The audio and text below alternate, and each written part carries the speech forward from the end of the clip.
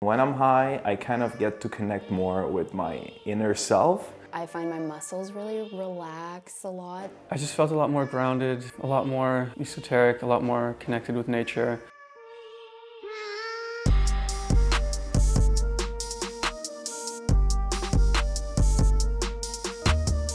I got into cannabis the way that most teenagers do, through a friend's older brother. The topic of cannabis was everywhere already. I just started high school. People are talking about it, you know it exists, and then it's only a matter of time until you have an opportunity to try it yourself. When I tried weed the first time, I think I was around 14, 15 years old. I think it wasn't even weed, I think it was ash because it was more available at the time. At the beginning it was a bit weird, I didn't know how to deal with the high, you know. But in the end, I turned to get quite a like into it. What I like about smoking weed is, I'm a classic overthinker, so it kind of calms my thoughts. I also have a lot of anxiety and it really helps with that. It also makes me feel a lot more creative. I'm an illustrator and I'm also a graphic designer, and sometimes I get really great ideas when I'm either smoking or I've taken a little CBD. In my job as a writer, I spend a lot of time online taking in abundance of information. I just found that smoking truly every day after work was as close as I could get to just calming down my brain. It became kind of like a habit or a ritual. What I like a lot is to select albums of a music genre or a band that I still have to fully discover and just listen to a whole record. And I think it's really good to close your eyes and focus on the music. I also like to do yoga when I'm high. There were moments in my life where I smoked too much, and I think that was really detrimental to my health and maybe also some of the people around me as well. And I think it has been really difficult to find a really nice relationship with weed. I've used it to kind of block emotions or, you know, not deal with something and have used it in unhealthy ways. So when I was younger, I would definitely smoke at least 1 gram per day for an extensive amount of time of my life. And then after a while, I started feeling that I wasn't myself anymore, that I wasn't as sharp as before, and I was really a bit in a different kind of state. So I started decreasing and use it really as a recreational kind of thing. I would say about 4 or 5 years ago, all of the things that I used to gain from smoking cannabis, the opposite then happened. So instead of being patient, I would become more agitated. Instead of being relaxed, I became anxious. Instead of being social, I became introverted.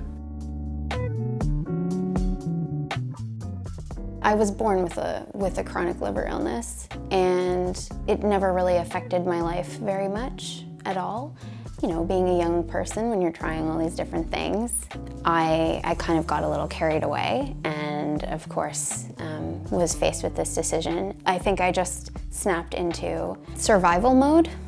You know, doctor says you can't do XYZ, so I just decided to stop all of it. When I reintroduced weed after that scare, I took extreme baby steps. Well, I think that smoking is a kind of amplifier of your initial emotion. So when you approach smoking in a certain determined mood, like let's say you're anxious, this is not gonna help you to, you know, stop being anxious or fix it in a while. In a way, it's just gonna amplify the feeling that you're smoking with.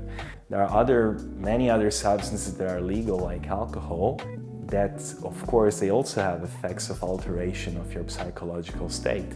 But they're more tolerated, they're less stigmatized, and the point is you can definitely drink a beer in a park and nobody's gonna really look at you even if you're smoking a joint in a park.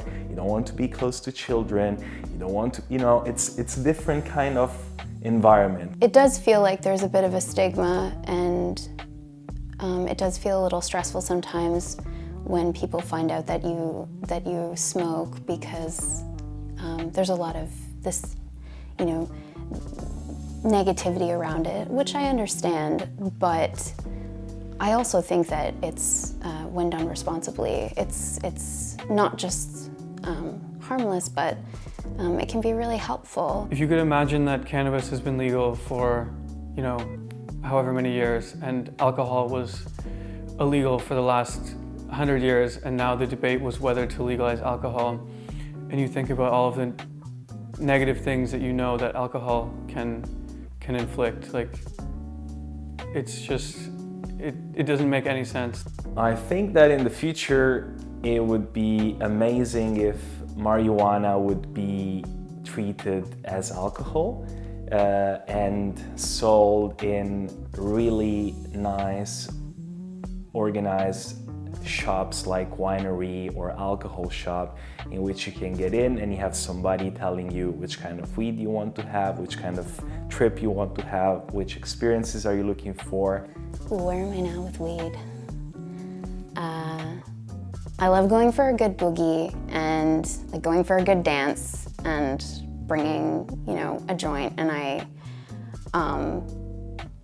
every once in a while I also really love CBD now. I think it's much healthier for me. So currently doing it less, but still it's every once in a while, you know. It's like when you have a really nice whiskey or something. So special occasions and social settings that call for a little something extra.